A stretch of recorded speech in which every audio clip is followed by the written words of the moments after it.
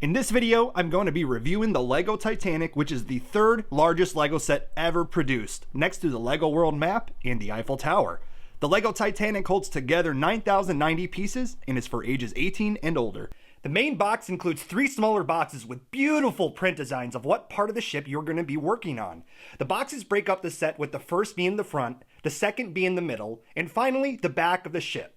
It comes with 46 bags and 3 instruction manuals with plenty of fun facts and information about all the parts of the Titanic that many may not know about. The build experience took me about 12 hours to complete, feeling very satisfied with the final outcome. There are certain times during your build where you may notice repetition, such as building the windows, the outer panels, and even certain levels of the interior. It was to be expected considering the size of the build, as I'm sure Lego wanted to be as close to authentic detail as possible with what Lego has to use. We are quick to notice how large the Titanic is in size, as it is 4.5 feet long and 18 inches tall. Admittedly, I laughed at the set upon completion because it just seemed so surreal to have such a large Lego set in a smaller room. I do love the size of the Titanic, as I think it's extremely appropriate for what it's supposed to be, as in my opinion, it includes plenty of great detail with the amount of windows and features on deck.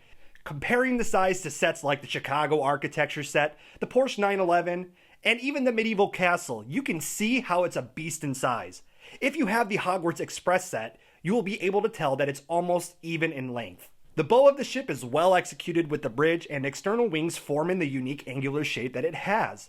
There are 16 lifeboats included, which are made up of 1x2 plates, 1x2 angular plates, and 1x1 tooth plates. The davits on each side of the lifeboat are made up of robot arms, which is a unique microscale detail added to the ship. I did find the stern of the ship to be a little more complex of a build compared to the bow. The stern has more detail and parts that come together to give the ship a bit more life. It includes the propellers, which are connected to the steam engines on the inside of the vessel, and they do rotate while also causing the pistons on the inside to move up and down. The cog on the stern is a mechanism used to tighten the string that runs from the bow to the stern, so that way there is no slack on all the strings for the set. It's really well executed.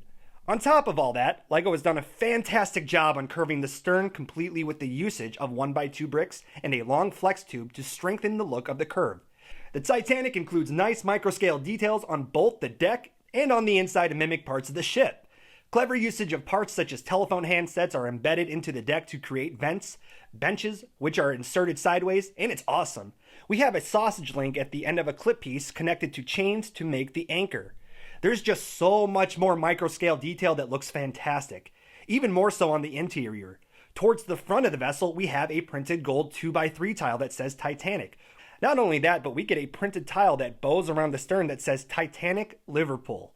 In order to avoid using stickers for the flags, we have plastic sheets that pop out and are inserted with the long pins to wave the US flag, the Union Jack, and the larger Royal Ensign. There are 4 smokestacks on top of the Titanic that are nicely inserted into the ship by Technic pins, as we visually see a mimic of them tightened to the ship by string. The ship splits up into 3 parts, which happens when you pull out the connectors that have telephone pieces protruding out.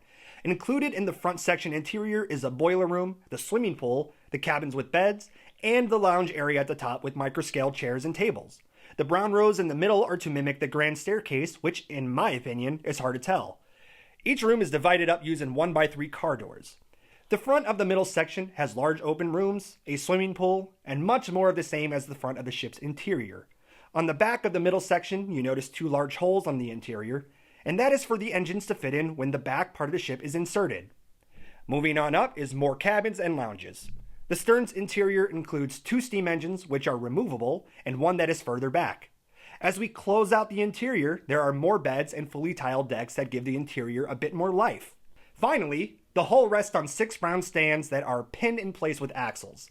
These are extremely useful for picking up the set, as it lifts the ship off the surface for you to slide your hands underneath for a good grip. The weight of the set is pretty hefty, as it's roughly around 27 to 30 pounds. Included for display is the brown name plaque that uses the typewriter printed keys to spell out Titanic. For $679.99 US dollars, $849.99 Canadian dollars, $589.99 euros, or 999 Australian dollars, this set is pricey, but well worth the build experience and display. There is an immense amount of satisfaction to the set once you hit completion. I was left stunned by its beauty and size that once I displayed it, I kept taking it back off the shelves to admire it more, and I still do. The repetition is not terrible enough to keep builders away from wanting to finish the set. If anything, it made me push through it faster to be able to admire its visual for a moment. There are so many parts to the set that you keep discovering because you may not have realized what was, something way back when you were building it, and then you look it up or you go back into the booklet to remind yourself of what it is. I would easily have to say that this is hands down one of the best Lego sets I have ever built as well as seen. If there is a large amount of money you're willing to spend on a Lego set, the Titanic would be the set to get.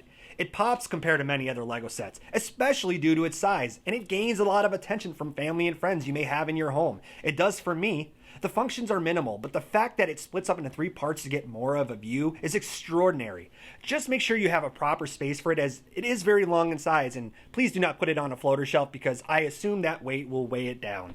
If you enjoyed this video, please leave a like and subscribe, and happy building, everyone.